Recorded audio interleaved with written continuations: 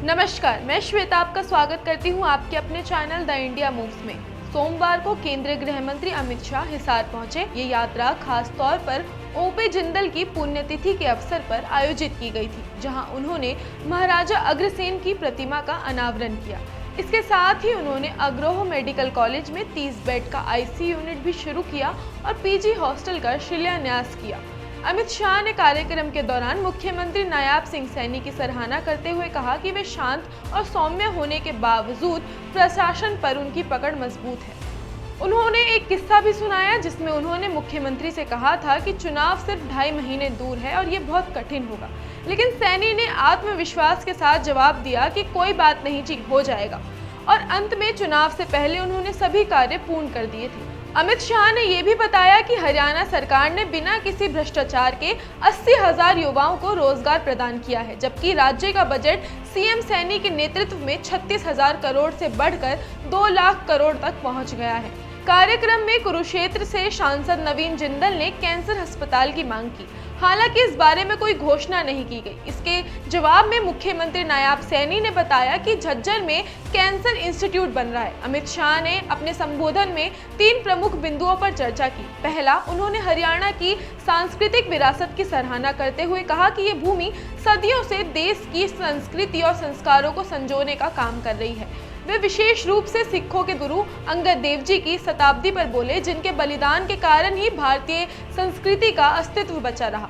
दूसरा, शाह ने ओपी जिंदल की तारीफ करते हुए कहा कि वे कारोबार से पहले समाज की चिंता करते थे। जिंदल के द्वारा शुरू किया गया ये मेडिकल कॉलेज आज लाखों लोगों को सेवा दे रहा है और हर साल सैकड़ों छात्र यहाँ से मेडिकल की पढ़ाई पूरी कर रहे हैं।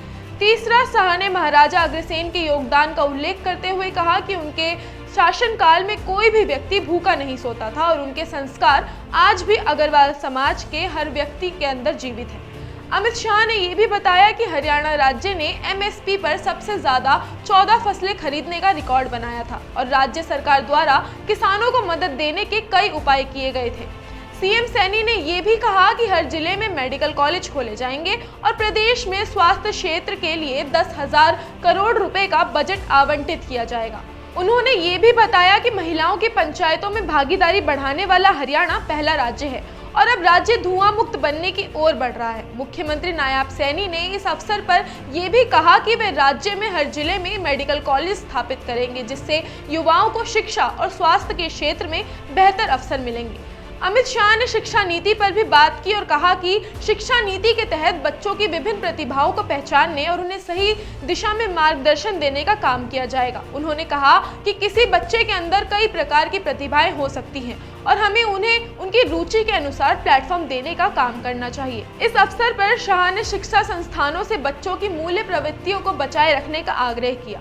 अंत में उन्होंने कार्यक्रम में उपस्थित सभी लोगों का आभार व्यक्त किया और कहा कि उन्हें इस तरह के महत्वपूर्ण कार्यक्रम में शामिल होने का मौका मिला। ये कार्यक्रम हरियाणा के लिए एक महत्वपूर्ण मील का पत्थर साबित हुआ है, जहां न केवल विकास कार्यों का शुभारंभ हुआ बल्कि राज्य की सांस्कृतिक और सामाजिक धारा को भी मान्यता दी गई। शाह का संबोधन इस बात का प्रतीक था कि कैसे हरियाणा अपने सामाजिक, आर्थिक और सांस्कृतिक दृष्टिकोण से एक नया मुकाम हासिल करने की ओर अग्रसर है।